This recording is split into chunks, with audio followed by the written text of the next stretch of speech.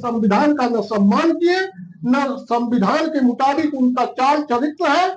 ऐसे लोग से कभी ये उम्मीद नहीं की जा सकती है कि इस देश के किसानों, गरीबों, मजदूरों और महिलाओं के हित के विषय में वह सोच सकते हैं। वह कभी महिलाओं, गरीबों, मजदूरों, किसानों के विषय में, नौजवानों के विषय में, इस देश के सर्वांगीण विकास के विषय में वो कभी नहीं सोच सकते। वह केवल अपना विकास चाहते हैं, इसके अलावा वह कुछ नहीं चाहते। और इसलिए हम कहना चाहते हैं, जो रेलवे द्वारा मुआवजा की बात है, चाहे इस देश में किसी भी क्षेत्र में न्याय की बात है, इनके रहते कभी इस देश में इंसाफ नहीं मिल सकता। इसलिए बाबा साहब अम्बेडकर ने कहा था कि यह देश, किसी भी देश का यह संविधान कितना भी अच्छा क्यों ना हो, लेकिन उसके चलाने वाले अगर अच्छे नहीं हैं तो संविधान का मंशा पूरा नहीं होगा।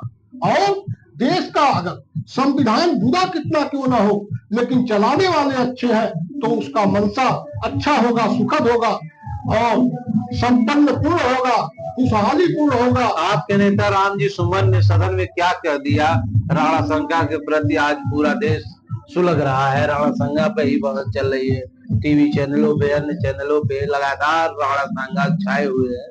उन्होंने क्या कह दिया, क्या भला बुरा कह दिया कि आज पूरा करणी सेना उनको मारने पे तुली हुई है? इस देश में जो करणी सेना का आपने नाम लिया है, यह छद्म शैतान एक तरह से है। बड़ी बात कह रहे हैं, शैतान जो समय समय पर अपना जो आपको डर नहीं लग रहा है? रामजी सुमन के घर जो समय समय पर अपना भेषा बदलते रहते हैं, लेकिन ढांचा एक ही है, केवल भेषा बदल लेते हैं। तो करणी सेना इस देश में जो आदिकाल से आतंकवाद चल रहा है उसका नेतृत्व कर रही है। वो भारतीय जनता पार्टी की अनुसांगिक संगठन है और इस देश में भारतीय जनता पार्टी के जितने अनुसांगिक संगठन है वह भाजपा में भी है और अनुसांगिक संगठनों में भी उसके सदस्य हैं और यह केवल आतंक फैलाना जानते हैं। और इतिहास का अभी तो एक पन्ना उधरा है तो उनका जो है, उनकी आस्था पर चोट लग रही है।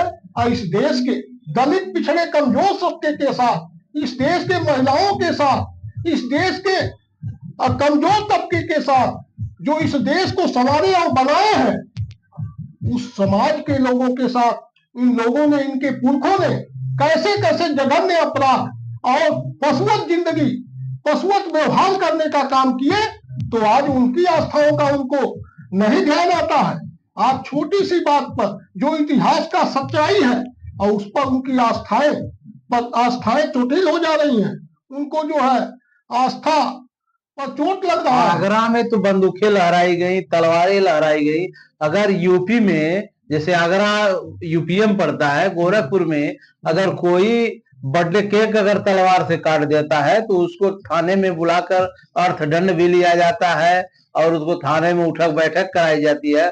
क्या सरकार के साथ पे ये काम हो रहे हैं? यह पूरी तरह सरकार के साथ पर काम हो रहा है। दूसरी बात हम कहना चाहते हैं, हम लोग इस देश का बहुजन, दलित, पिछड़ा, अनुसूचित समाज, महिला समाज और इस देश के कमजोर तबके के लोग वंश परंपरा के पोषक है, अहिंसा के पोषक है, अहिंसा के पुजारी है। हमारे पुरखों ने अहिंसा का मार्ग दिखाया है और यह लड़ाई आज नई लड़ाई नहीं है, यह लड़ाई आदिकाल से चली आ रही है और यह लड़ाई वर्ण परंपरा और वर्ण व्यवस्था और गण व्यवस्था की लड़ाई है। हमारे पुरखों ने गण व्यवस्था का नींव डाला। बुद्ध के काल में इस देश के अंदर 9 गणराज्य थे और गणराज्यों में वह वोट से राजा चुना जाता था। कोई राजा का, रानी के पेट से, राजा के घर से राजा नहीं पैदा होता। आपके कहने का मतलब है लोकतंत्र के पहले, जब देश आजाद हुआ उसके पहले लोकतंत्र नहीं था, राजशाही थी, ब्रिटिश हुकूमत थी, उसके बहुत पहले हाँ, फिर भी वोट से राजा चुना जाता था। जी, इस देश में कपिल वस्तु जहाँ के राजा शुद्धोधन थे, जहाँ जिस राज्य में, जिस गढ़ में तथागत बुद्ध का जन्म सिद्धार्थ के रूप में हुआ था, फिर वही मलगढ़ राज्य था।